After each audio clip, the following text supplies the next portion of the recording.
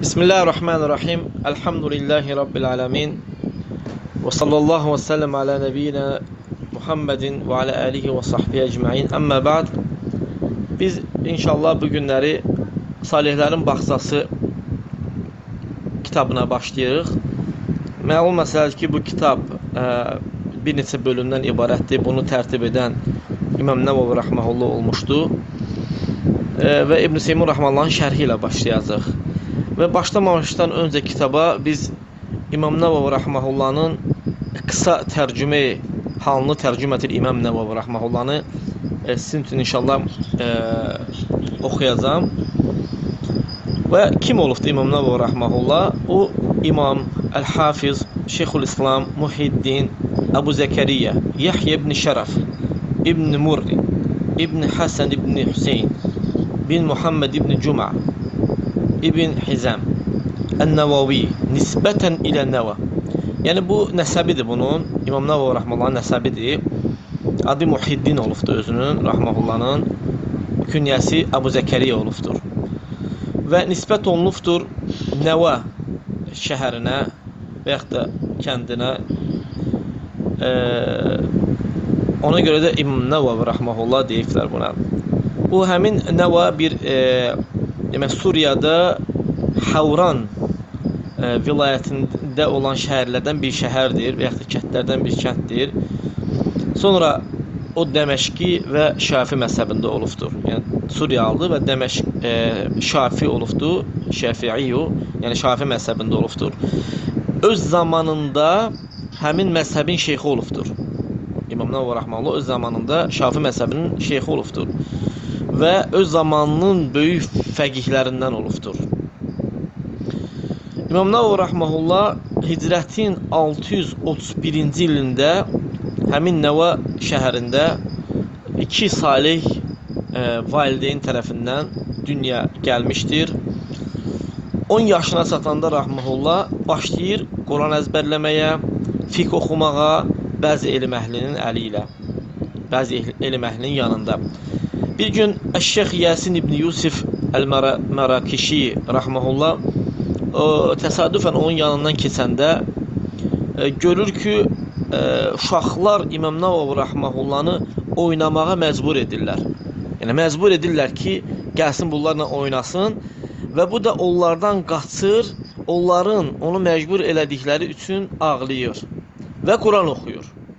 Həmin o Şeyx Yasin İbn Yusuf gedir bunun valideyninin yanına, İmam Nəvavi Rəhməhullahın valideyninin yanına gedir və ona nəsihət edir ki, öz oğlunu elm tələb eləmək üçün neynəsin? Yufarriğuhu, yəni yufarriğuhu li talabil ilm. Elm tələb eləməyə boşlasın onu. Yəni yönəltsin onu elm tələb eləməyə. Və valideyni də, İmam Nəvavi Rəhməhullahın valideyni də buna cavab verir. Hicrətin 649-cu ilində, yəni Rəhməhullahın 18 yaşı var idi ki, bunlar bu atası ilə Dəməşqə üst tutur, öz elmini artırması üçün, elm təhsil almaq üçün. Darül Hədis deyilən bir məktəb var, ora üst tutur və orada həmin Rəvahiyyə mədrəsəsi var, məktəbi var idi ki, orada qalır. Həmin məscid, həmin mədrəsə Umamilər məscidi vardı ki, şərq cəhət tərəfdən o məscidə nə idi? Bitişi idi. Hicrətin 651-ci ildə atası ilə həcc edir, sonra təzədən Dəməşqə Rəhməhullah qayıdır. Yəni 20 yaşında həcc edir, sonra atası ilə təzədən Dəməşqə qayıdır. Demək, onun elmi həyatında, həyatuhul ilmiyyə, yəni elmi həyatı onun nədən ibarət idi?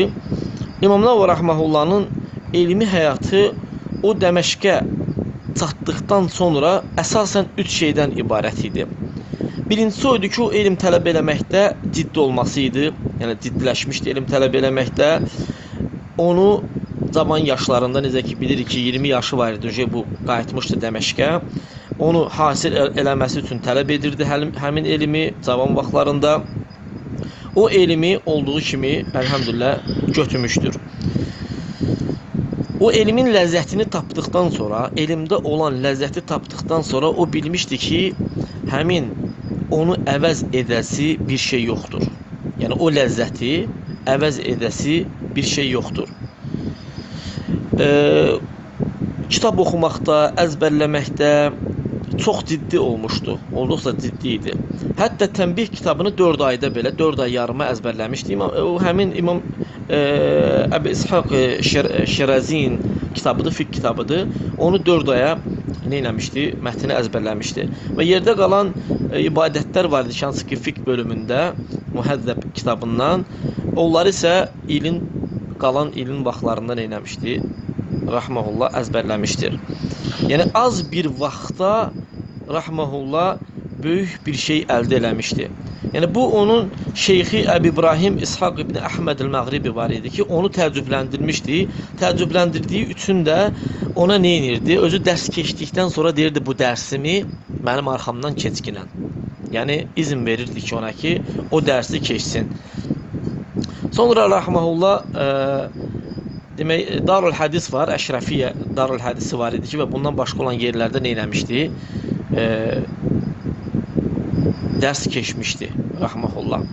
İkinci əsas mühüm olan şey bu idi ki, onun elminin geniş olması, səqafəsinin geniş olması artıq elə bir şeyə çatmışdı ki, ciddiliyi ilə elm tələb eləməkdə ciddi olması ilə, elminin çoxluğu ilə, müxtəlif səqafəsi olması, səqafə bizdən müxtəlif elmləri özündə əhatə eləməsidir, yəni çox şeyləri.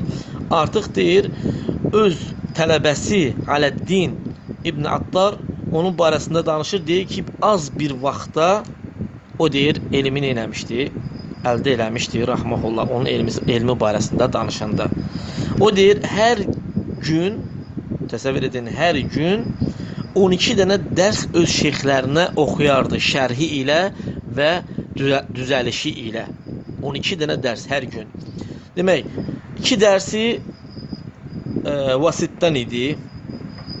Vasit, yəni bizdə Slavar deyirlər, Slavardan idi. 3-cü dərsi Muhəzzəb fiqh kitabı idi. Necə ki, Şafi məzhəbində olan fiqh kitablarındandır. Və həmçinin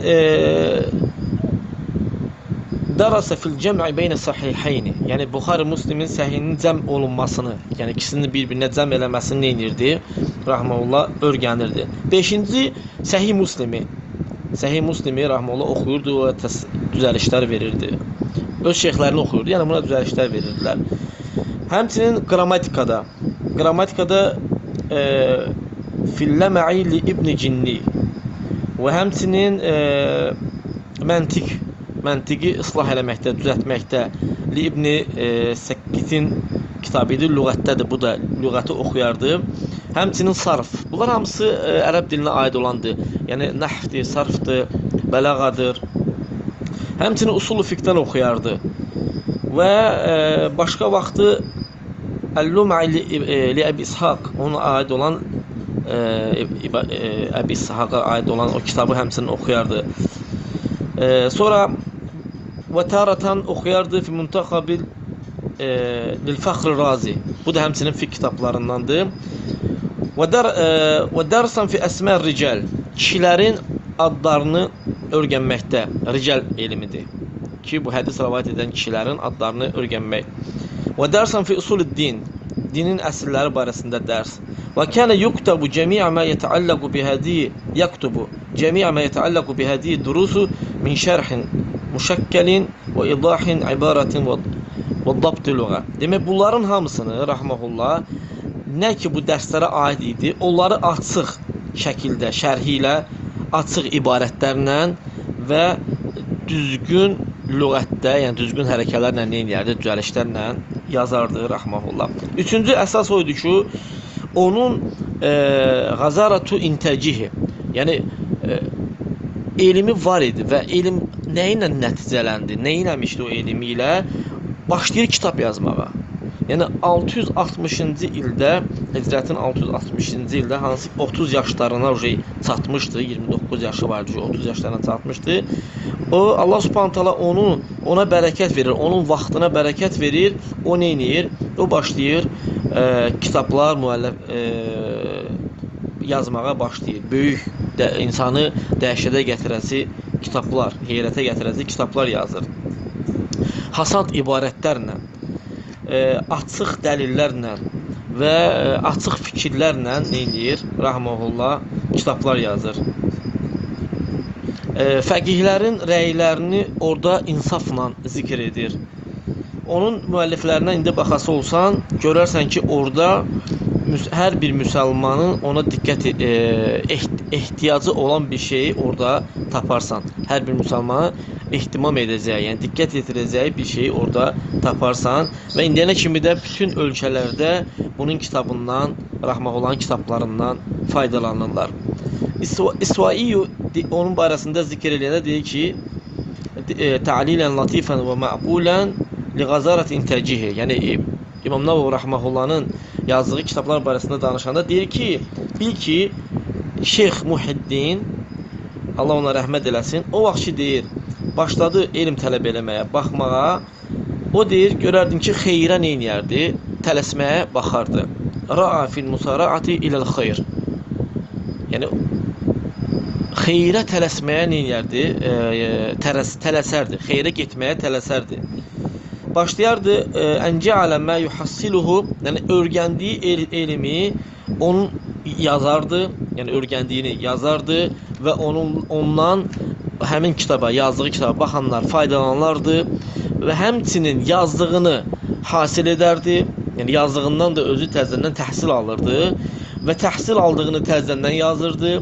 Subhanallah, görərsən ki, bu həqiqi qarat, insanın həqiqi qəsdi, məqsədi, niyyəti bu olmaq, səhih olan budur.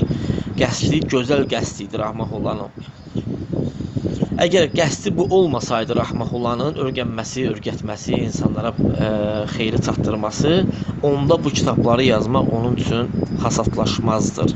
Yəni onun bəzi mühim kitabları vardı ki, məsəl üçün Səhih Müslimin şərh edibdir, Əl-Məcmu Şərh-ül Muhəzzəb, Şərh-ül Muhəzzəb yəni fiqh kitabıdır, onu şərh edibdir. Riyad-ı Salihin, Ravdatut Talibinə və Umdatul Muftin, Minhəcül fil fiqh, Əl-Ərba'in Nəvaviyyə, həmçinin 40 hədis, Ət-Tibyan fi ədəbi Hamalətul Quran.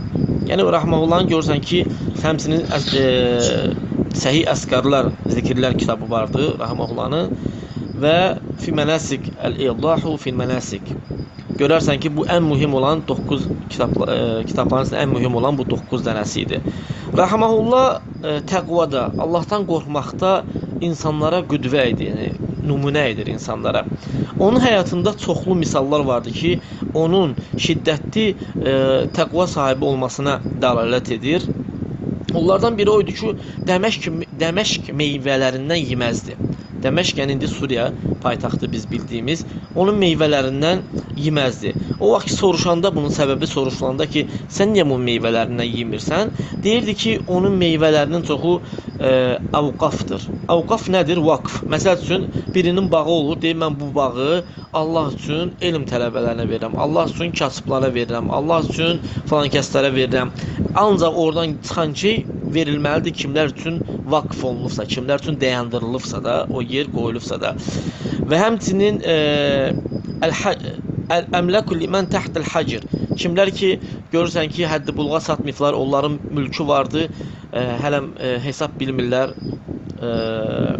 Onların bağlarıdır ki, hansı ki, əkilib, biçilib onlara verilməlidir. Görürsən ki, oradan yeyilməsində ehtiyat edərdi. Deyirdi ki, buradan yalnız hansı halda icazə verilir yemək? Bir məsləhət bölümündən, məsləhət budur ki, ola bilsin ki, tullanar xarab olar, xarab olmaması üçün və yaxud da ki, özümü o sahiblərdən sayaram. Məsəl üçün, deyilib ki, bu bağ elm tələbələri üçün qoyulub, buradan gələn meyvə ancaq onlara sərf olunmalıdır. Pulu, satılıb pulu mu və yaxud da meyvəm kimi. Onda əgər mən elm tələbəsiyəmsə və yaxud da ki, yetimlər üçün, əgər insan yetimdirsə, özünü hansı şeylərdən, siniflərdən sayırsa da, onda o halda yeyə bilməyə icazə demişdi ki, olar. Yəni, həmin məsələdə müamilə eləmək, bu məsələdə olan müamilələr, elə insanlar var ki, ittifaq edirdilər ki, yeri əkək, yarısını sən götür, yarısını mən götürüm, ortada zulm olunanlar var idi. Ona görə də bunu eləyərdi. Deyirdi ki, alimlər bu məsələdə ixtilaf ediblər. Kimisi bunu caiz görüb, kimisi isə caiz görməyibdir. Ona görə də o meyvələrdən yeməzdi. Bu da onun təqvasına, Allahdan qorxmasına ki, birdən qarnına haram mal, haram yer. Ona görə də bunun misallardan biri oydu ki, bu dərəcədə təqvalı olmasına. Rahmehullah Rəvahiyyə mədrəsəsinə getməyi seçir. Özündə ki, mən qərar verir ki, getsin həmin mədrəsəyə və bundan başqa olan mədrəsələrə. Niyə? Çünki deyir, onu bəzi tacirlər var idi, ticarətçilər var idi ki, onu tikmişlər. Yəni halal pulla tikilmişdi. Yəni həmin mədrəsədə şübhə yox idi. Və kənə li daril hadisi, demək, dar hədis bunun üçün maaş ayırır. Bu maaşından, buna ayrılan maaşdan nə edirdi? Götürürdü, onu məktəbin, bizim dildə zavut, naldır deyirlər ərəblər, zavutunun yanında həmin pulu cəm edərdi. Həmin pulu cəm edərdi. Hər səfər ilin axırı gəldikdə haqqı olan pulu götürərdi, həmin Darül Hədisə aid olan şeylər alardı, mülk alardı. Torpaq malı artırırdı oranı, ora kitablar mı alırdı, qoyurdu və buna oxşar nə edirdi? Vakıflar edərdi həmin mədrəsə üçün. Və həmin puldan da, həmin vakf elədiyi şeydən də və yaxud da həmin götürdüyü maaşdan da başqasını heç kimdən heç nə götürməzdi. Onun üçün maaş təyin olunmuşdu. Rahmullah 676-cı ildə, Hicrətin 676-cı ildə vəfat edibdir. Nəvəyə qayıdır. Həmin kitabları ki var idi ki, kitabxanalardan götürmüşdü onu. Həmin kitabları qaytarır. Sonra öz şeyxləri olduğu qəbirstanlığı gedir, ziyarət edir. Onlar üçün orada dua edir, ağlayır. Ümumi qəbirstanlığa gedib, deməyin ki, falan qəbirlər tutub, yox, qəbirstanlığa. Sonra diri olan dostları ki olur, onları ziyarət edir, onlarla vidalaşır, atasını ziyarət edir, sonra Beytül-Məqdisi ziyarət edir və qayıdır hara? Nəvəyə qayıdır. Və orada xəstələnir, 24 Rəcəbdə dünyasını dəyişir, rahmehullah. Həmin məlumat, onun dünyasının dəyişməsi Dəməşqə çatanda insanlar orada bir-birinə dəyirlər. Hamı ağlayır ki, alim dünyasını dəyişibdir. Və müsəlmanlar təəssəfən şədidən, yəni bir növ ki, yəni belə alim yəni getdi də, təəssüflər olsun belə bir söz kimi, yəni.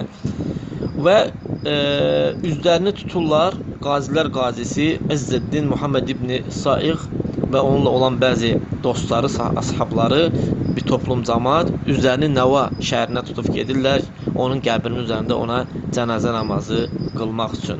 Bu deyir, onun səhifələrindən, həmin müsəlmanların bilinən, ibrətli olan aliminin səhifələrindən bir səhifə idi ki, yəni biz onu oxuduq, onun elm tələb eləməsində olan cihadından sonra və müsəlmanlara elmdən böyük bir sərvət qoyub getdiyindən sonra. Allah İmam Nəvavi Rəhməhullah'a geniş rəhmət eləsin, onu peyğəmbərlərlə, siddiqlərlə, şəhidlərlə və salihlərlə həşr eləsin. Onlar nə gözəl dostlardılar və bizləri də o Peyğəmbər Muhammed s.ə.v-in bayrağı altında cəm eləsin. Allah Teala'dan istəyirəm ki, bizləri faydalı eləsin.